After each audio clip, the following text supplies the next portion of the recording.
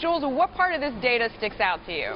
Well, it's how many people are now doing their, at least browsing on their mobile devices. So the overall numbers, as you say, up 19% over last year. That's according to IBM Digital Analytics, widely watched numbers here. Mobile traffic accounting for about 30% of all online traffic for yesterday. That's up more than 58% compared to the same period last year. And what's interesting is if you look at the traffic versus sales patterns, because the mobile buying patterns, people making about 6% of their purchases on their smartphones with an average ticket of about $111. On their tablets, they're making about 10% of purchases with an average ticket of $128. But if you look at the traffic patterns, they're actually flipped a little bit. So people doing more traffic on smartphones, but then more actual buying on the tablets. That's where you see the sort of conversion. Who's benefiting from all of this? One of the big beneficiaries has been eBay.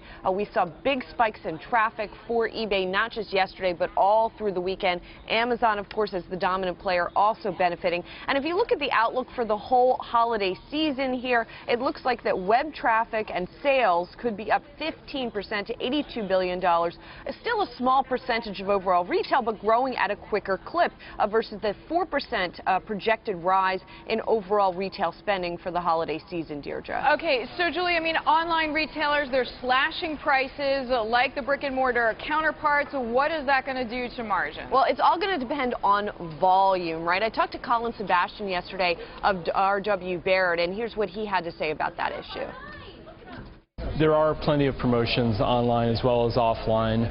However, what we're seeing is increasing engagement by consumers. So what that means is an increasing number of orders online per customer. So that could help offset some of the margin pressure if there is any. So that margin pressure may be mitigated if you do see this huge uptick in people actually making orders, Deirdre. But still, when you talk about an Amazon, it already tends to sacrifice its margins. We'll wait till those particular numbers come in.